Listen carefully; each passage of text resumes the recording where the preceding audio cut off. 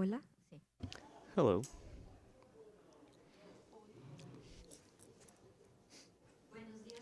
Morning, everyone. My name is Lina Escobar. I'm a specialist of the beat regarding energy. It's a pleasure to greet you this session when we are going to address a crucial topic on energetic transition, which is the electric transmission lines. This is a fundamental aspect to guarantee the renewable energy to improve the quality of the electric system and to improve the decarbonization of our economies. Today with us are four experts with a great trajectory in this regard. First of all, I want to welcome my colleague Rafael Matas. Rafael is an outstanding leader on renewable energy projects with a solid experience leading transportation projects and renewable energy projects, and also water and sanitation transaction in Latin America and the Caribbean. Rafael works as chief of the Andean region regarding infrastructure and energy since 2017. Thank you very much for being here, Rafael.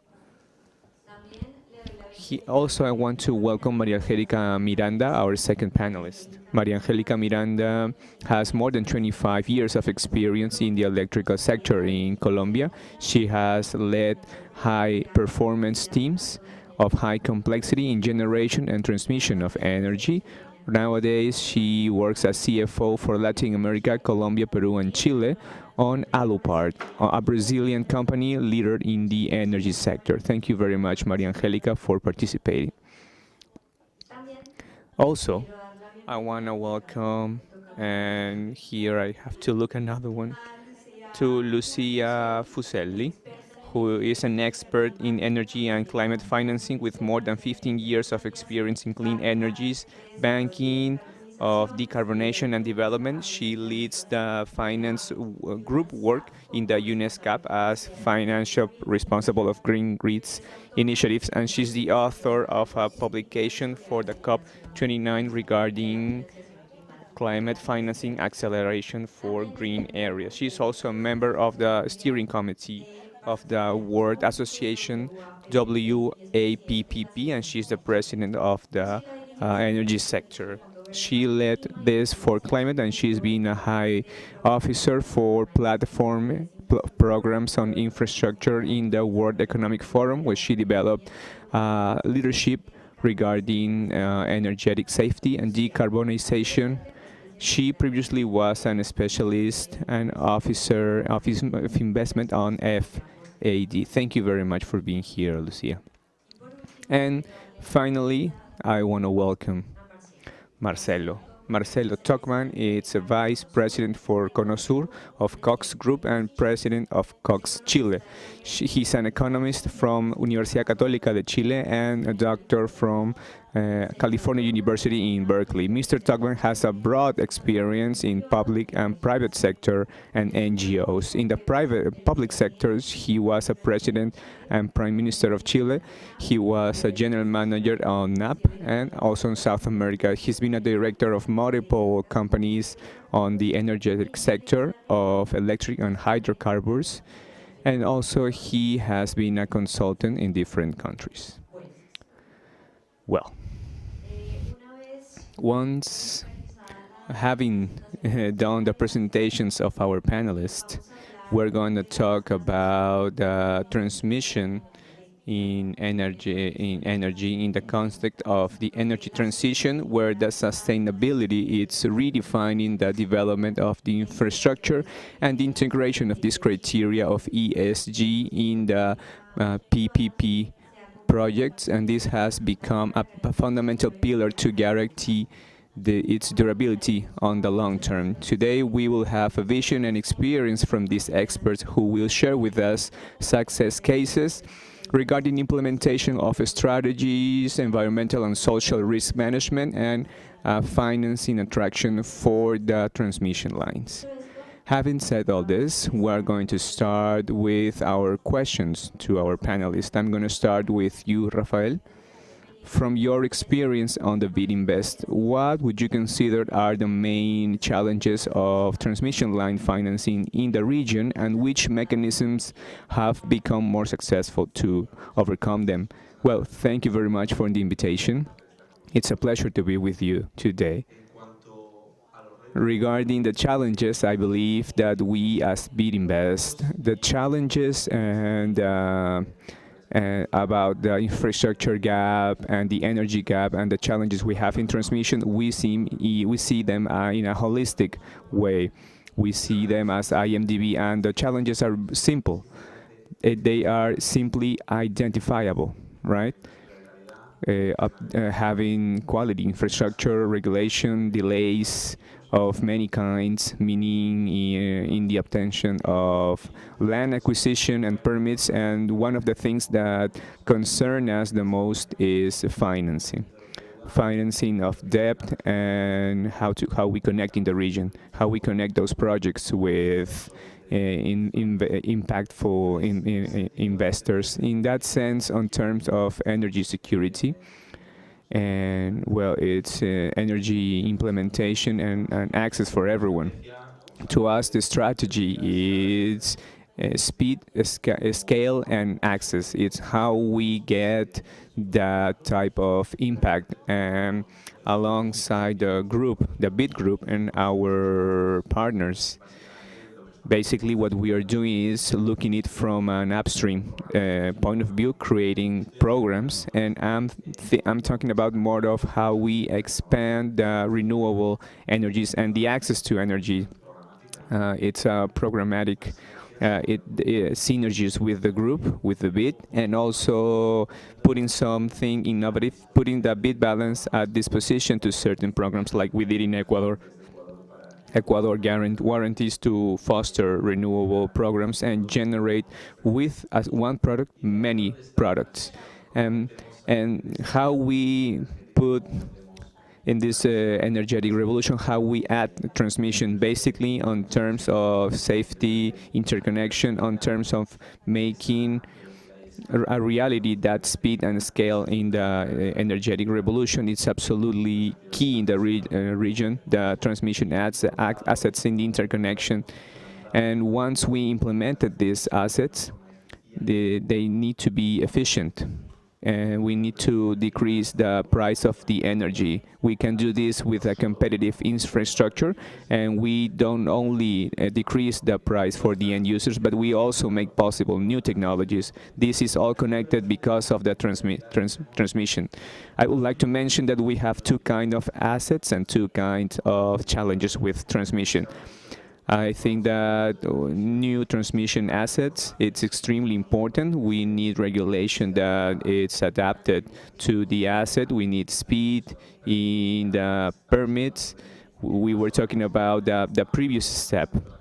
Once we started the concession, permits, consultations, how we can also work together and how we can support from the group to that topic, and then how we enter to the existing assets, meaning there is a great niche in terms of AI, in terms of efficiency for the existing asset that no longer requires all those previous steps, is working at its greater capacity possible. Actually, those are the two types of assets. And then you have the two challenges that we are working. Transmission is an asset we love because there are two essential aspects in the bid that we are looking to, which is one IDB, to look at it in a holistic way, and then the project life cycle.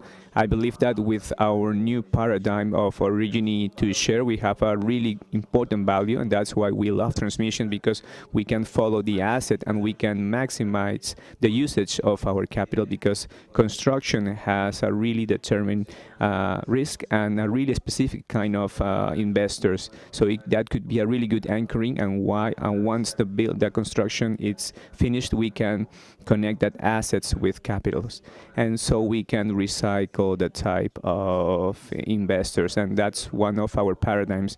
And the other thing is to link it with energy, with the green revolution. And then we also work with some certificates of asset base or of green transition lines. Those are the two kinds of assets and the two challenges we are working with. And we believe that from the Bid Invest, that can be really effective. Thank you, Rafael.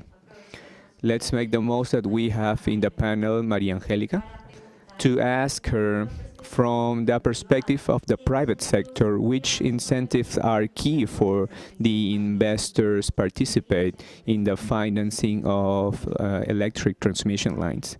Well, good afternoon. Thank you very much for the invitation. I work with Lupar, a Brazilian company leader in transmission and generation of energy. It's a private company in Brazil. And when we talk about Brazil, we're talking about another level, a different size that we are used to in this part of the world. And regarding your question, it's basically what we as investors look for when we we start this kind of projects. One, it's regulatory stability, legal stability, on each of the countries we try to access. We don't want the rules to be changed on the way. For that, Peru has really important mechanisms like legal stability contracts, but clearly that's the first of the motivations of the main motivations for us to finance or build and operate these kinds of projects. The second, the stability, the access stability, the transmission projects, at least on the three countries Alupart works outside of Brazil, Peru, Colombia, and Chile. They have stable income on transmission, or it has long-term contracts between 20 and 30 years. That safety regarding the access, it's a really good motivator to go into these projects. When you talk about investors, we also talk about banks, right? So our main financing source, we could divide them in two parts. The banks like BID, which is the multilateral banking, which clearly it's always eager to foster or encourage these sustainable projects that enhance the financial development of the countries, and they do everything that we just mentioned, that Rafael just mentioned. They do the ESG. Meanwhile, we as sponsors of these kinds of projects start with topics of initiatives of ESG from the beginning of the projects. We are making sure that we have these funds available that are more efficient than other type of financing. Clearly, they know about the stability of the income. That's safety for all investors. I think that's the first of many motivations, and this leads me to commercial banking. So we, at the other day, we were contacted, all kinds of banks, commercial ones especially, obviously multilateral ones, but clearly we become really attractive because they know that these projects, and with the security they have regarding the access, they are easily bankable. The commercial banking also looks for sustainable projects committed with ESG, and also, I repeat, the idea is that from the beginning of the company, of the projects before the licensing, we focus from that perspective, that green and sustainable perspective regarding social and environmental. And I think that with that, I already answered your question. Okay, Maria Angelica, thank you very much.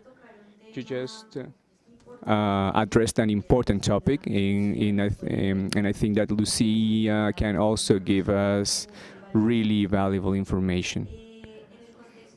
In the context of green financing, Lucia, what's the role of the green bonuses and some other tools in the expansion of electrical sustainable infrastructure? We have translation. Yeah, I think. Good. So, well, green financing, where inclusive, obviously adds a layer of concessionality. And that layer further helps de-risk the project. And this is particularly important for emerging and developing economies, and then for all those countries that are transitioning to a different model of generation. And beyond concessionality, there are also other monetizable co-benefits in green grids, such as the decrease in the percentage of reserve and savings in the cost of supply from efficiencies. And with the Green Grids Initiative, the international secretariat dedicated to promote sustainable electricity infrastructure, we are just back from our annual dialogue, which was specifically focused on finance. Now, in this framework, I want to highlight two tools that green finance has: green bonds and public-private partnerships, or PPPs. Green bonds are absolutely key, as they allow institutional investors like banks and pension funds to participate in financing, which is the only way to accelerate financing at the pace that is needed to fulfill the grid and storage pledge. Green bonds have been widely utilized for energy generation, and it is about time we acknowledge that there is no transition without transmission, especially if we don't want to end up with clean power being curtailed, as it so frequently happens, because the grid infrastructure is not ready. We need to mainstream the use of green bonds. And actually, the use of green bond for grids has precedent. This has already been, been utilized in the past. The UK National Grid has issued its first ever green bond of 500 million for grids in January 2020. So there are successful case studies that we can draw from. The problem there is that both green bonds and concessional financing require to assess if the project is green enough to be eligible. And that is the moment is a barrier for emerging economies, because their grid carbon footprint is still too high. And it's a barrier because projects in those countries do not qualify. For example, in Peru, the carbon intensity of electricity generation is 266 tons of CO2 per megawatt hour. And that's above the level needed to raise climate bonds. So with the Green Grids Initiative, we have devised climate finance principle for green grids to address this barrier. And we are working with Climate Bonds Initiative and several development banks to get them endorsed to help mainstream green bonds for grid. Now, another key aspect that has emerged from recent conversation, including the International PPP Summit in Cyprus that was organized with the World Association of PPPs, if we look at successful financing of grids infrastructure, there is the need of more third-party involvement, more private sector involvement in transmission and distribution project financing. And we have already 3 different public-private partnership mechanisms that have proved very successful in financing grid infrastructure. There is the model of build, transfer, and own that has been utilized in the UK, and that involves transferring ownership of the transmission asset built by a private company to a project company which is private that received capacity payment based on availability. And this guarantees to the private company a stable revenue, and the involvement of the private company in turn guarantees efficiency. There is the build, operate, and transfer model that has been utilized in the Philippines, where the transmission grid is owned by the National Transmission Corporation, but the operation and maintenance is handled by a private company under a 25-year concession. This private company is even minority shared, minority owned by a Chinese company. And this private company is responsible for the financing, for the expanding, for the operation and maintenance, and the upgraded on the grid. Under this concession, at the end of the concession, all assets are returned to the public company, to the country. And then there is the African Independent Transmission Producers model. This has been utilized to develop grids in Uganda, in Mozambique, and other African countries. And it addressed bottlenecks in the grid, blocking renewable energy scale-up. This model resembles the independent producer model that has been used for renewables. Basically, the independent transmission model has a contract, which is a transmission service agreement, and it functions similarly to a power purchase agreement. And in this case, the transmission infrastructure is developed with the help of the private sector utilizing a project finance infrastructure centered around this transmission service agreement type of contract. So as you can see, there are ways, even for transmission projects, for grid projects, to involve the private sector and help accelerate finance that can help green financing and that can help grids to become green. And PPPs are another key tool in the expansion of sustainable grid infrastructure and in the transition of the system in general. Thank you. Gracias, Lucía.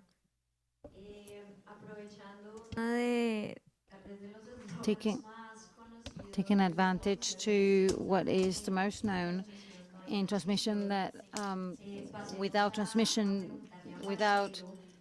there's no transmission. Let's go and ask Marcelo from his own experience in Chile, in a neighboring country, what are the new, or actually the best practices and lessons learned from regulatory actions to ease the situation in terms of the expansion of renewable energy.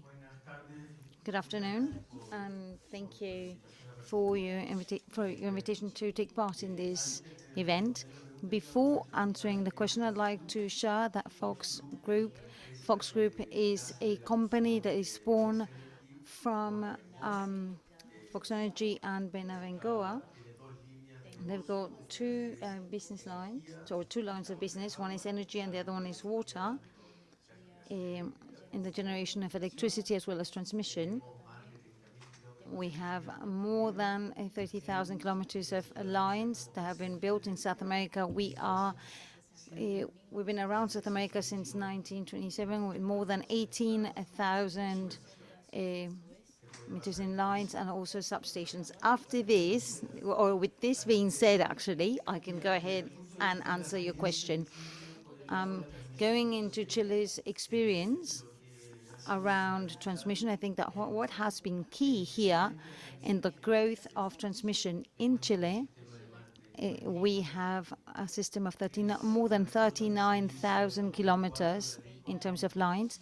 It was Law Corta Uno, which establishes a system of income that ensures the profitability of the investment to recover the costs and isolate those incomes of whatever fluctuation could be in the use of those transmission lines. What was established for the new lines, there was a bidding system in which everybody decides what are going to be the costs for maintenance, also for use. We guarantee that amount for 5 years. I think these are 4-year periods, 20 years in total. And as of year 20, you start calculating every 4 years the VNR, the replacement cost. You do sort of an average of that, and we come up with the cost of maintenance. And the first thing was to be clear about remuneration in a way in which we can make all profitable, and that is independent on who pays. Initially, the payment was one piece was paid by the users, the other one by the generators. Now it's not like that. All the payment, all the tolls, everything is being paid by the consumers. We are in a transition phase right now, decreasing certain costs, but that goes into the perspective of the structure owner and the investor. It doesn't matter who actually pays. Remuneration is actually guaranteed through this system. In order for this to work, of course, there are other key elements, critical elements. Nobody will question themselves on who's going to pay what. There's, of course, security of payment. If there is any conflict, there's also a panel of conflict. To solve any type of conflict, the currency is US dollars. Everything gets evaluated. Everybody can buy US dollars, withdraw the money, take the money to their own countries, and you have all the other elements that are more institutional, if you will, that allow for this to work, for this type of mechanism to work, a regulatory mechanism like this. Stability, judicial certainty, etc. Regarding the other piece that you mentioned, unfortunately, although the Chilean experience has been quite positive regarding the incentives and to work in this investment, we have had a lot of delays in terms of execution and how to take or move forward these projects. And that is what's decreasing the decarbonization process of the matrix. Chile has been quite successful, like about 65% of installed transmission or is of renewables, photovoltaic as well. The other one is aeolic energy or aeolic plants, and that has been done in quite a brief period of time or a short period of time. It's been quite successful, actually. Unfortunately, investment in terms of transmission have not followed the same speed, and so in the end, we have certain bottlenecks, especially the transmission from up north, where the solar energy is based. And this bottleneck has actually caused in January, December, or actually December last year, January this year, this problem on renewable energies. We reached 30% at its peak, but there have been some delays. So if you're going to inject during the day, it's going to be a marginal cost of 0. And of course, this makes it more difficult to, or implies financial difficulties for the different renewable energy projects, and that makes a turn for certain companies that have had to just let go of certain contracts. Some other companies have announced that they're leaving Chile, that they're exiting Chile, and the selling of all the renewable assets. So for sure, that is going to delay, stop the way in which we were growing before and how we were moving into the decarbonization of the country. So unfortunately, transmission without financing is impossible. And unfortunately, that piece of the experience is what it makes us highlight the importance of looking for the best ways of working, the best mechanism to accelerate investment and to worry about what is really delaying us. Thank you, Marcelo. Thank you, Marcelo. In my script, I've got here that if we had time, we could ask a question, right? Given that we do, which is great, let's take advantage of the fact that you're all here to ask you, what do you consider are or is the main challenge to consolidate infrastructure, sustainable infrastructure models in the upcoming years, and what are the strategies that we can adopt to guarantee that such projects are feasible, scalable, even in our region, in terms of transmission, of course.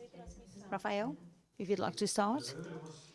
Yeah, I think that we have been mentioning in bits and pieces, but for me, the key here is one in terms of what is design, what design means. We've spoken about design in transmission to go ahead and go into PPP, but design projects that consider, that take into account asset class as something independent. I think that transmission is an asset class that is independent in terms of structuring, design, and the link to the energy revolution, and how can we connect that asset class with sustainability. And then I could actually talk a little bit more about that, but connecting it with that, it could be part of the main impact. So number one would be the ruling from Bidding Best. We're working into these type of frameworks that from the bid group with the different governments that are specific and that can do a specific tracking of environmental projects and that can promote or foster these type of projects. So it is great to bring lessons learned, to replicate certain models like the one from Uruguay, for example, the one that we financed with the UT, creating a financial model like the laceback structure, meaning UT is part of capital in a specific or particular vehicle. We finance, or they finance the construction that goes into UT, and UT pays a quota to the group. So it depends on the grantor, and then of course the PPP model, that it's more traditional, if you will, in Chile, in Brazil, and what we are doing in Ecuador in the interconnection transmission line between Peru and Ecuador. The Ecuadorian side is from the public side, and the Peruvian side is being financed by a private institution. So those different models could be replicated into other locations. That's number one. Number two would be we have to see it as a set class. Let's just give it a most. Let's just take the most that we can, improving the whole cycle of the project to make it more efficient for the asset, and going way and beyond. Which is what we're talking about in Peru, financing pre-constructive projects, going into land acquisition, going into where the risk is at, and accompanying the project which is being built, the in-built project, and we could bring other type of investors that don't join us in the construction phase, but optimize and truly use that type of structure and investor and financing needed in every single step of the project. And for us, transmission is an ideal asset to manage structures that look into risk, but in the short term, and then use other investors for the long term. And finally, we have to do that link between this asset and sustainability in order to connect with a very specific type of investor that likes long-term investment with very low operational risk, and to finance the construction, for example, and whom are truly looking for sustainable projects. I think those are the challenges. I think that's what we are positioned in order to support our clients. Thank you, Rafael. Maria Angelica? Well, from the private sector, one of the main challenges that we can see to make these projects a reality is the pre-construction phase, the licensing, the environmental licensing, which makes timing unmanageable to finally successfully finish these projects. We know that without transmission, there's no transition, and governments had focused in generation to have available the generation and the megabytes needed. But if those transmission projects are not available, quite clearly they won't be able to connect anything, and no objective will be finally gained. So this has to do with licensing, particularly for us, that's generated extra costs that's over time, and also issues in terms of connection, because so that connection can come to us, become a reality. In Colombia, for example, the licensing process could take up to 5 years even, and there's always an additional problem, an additional issue. It takes us, I think, like the last time, the licensing of the last tower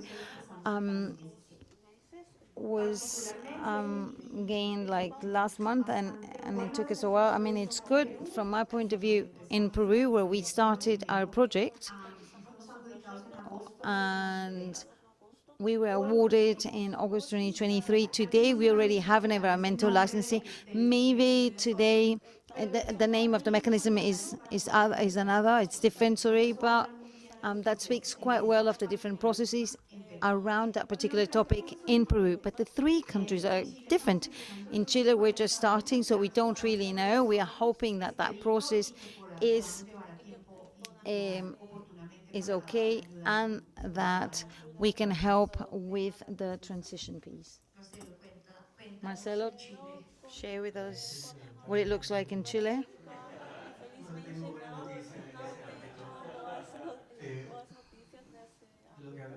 So what I identified before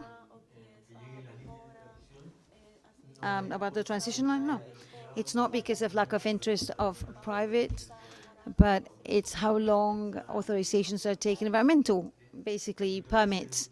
You know, that bottleneck is the most relevant piece, not just because of the macro piece, because that's what really worries you, but it is also an element that makes financing of these projects kind of difficult.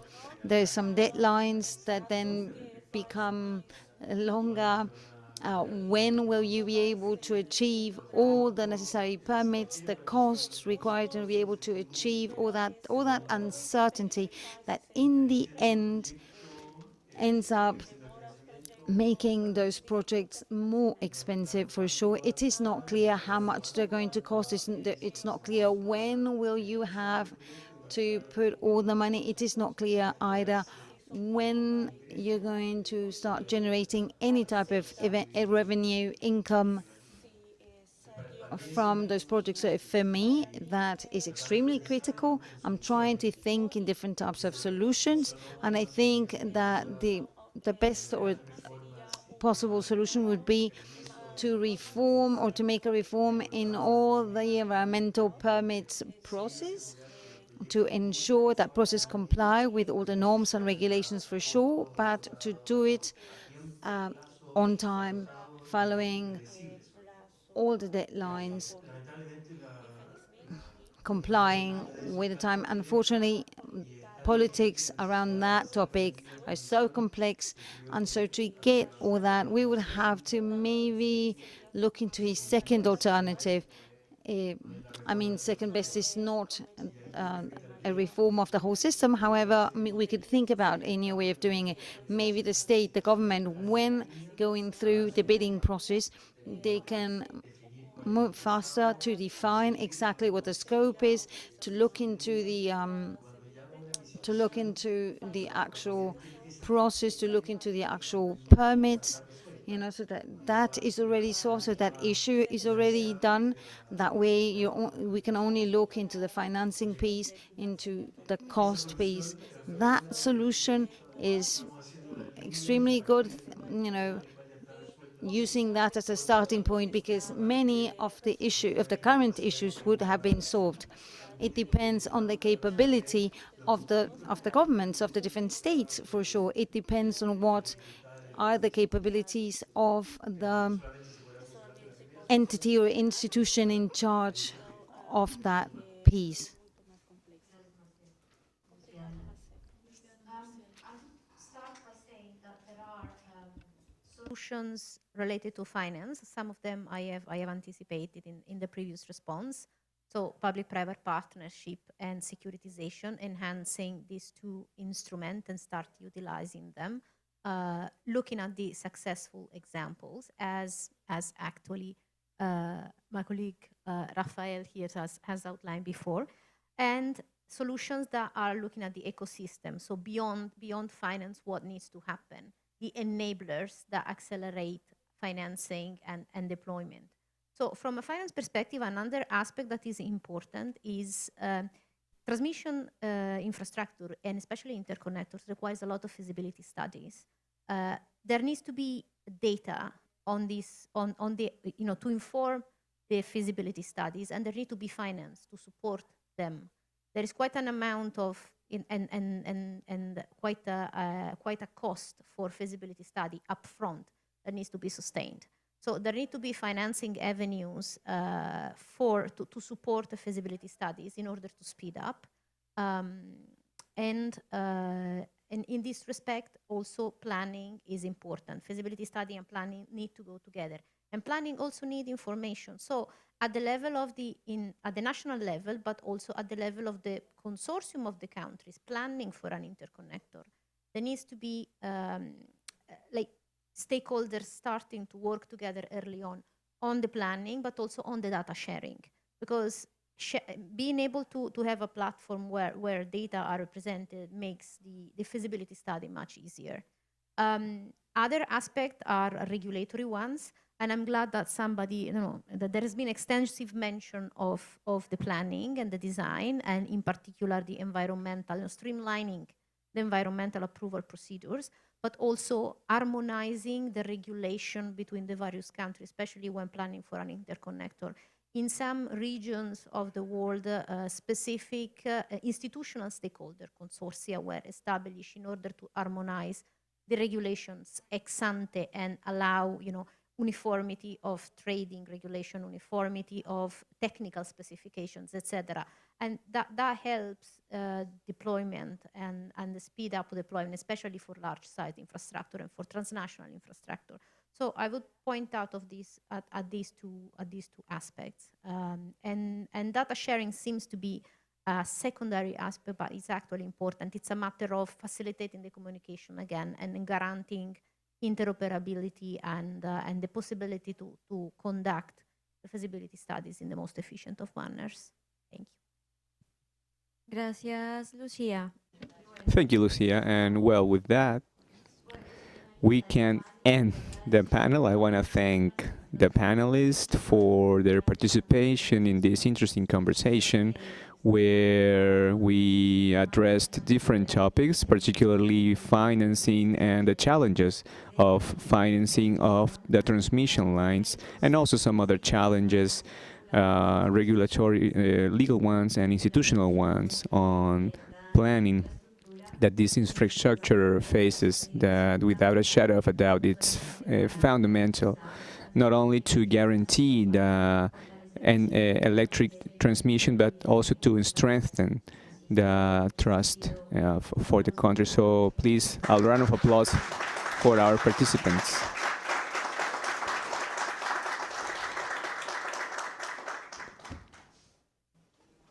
Thank you very much.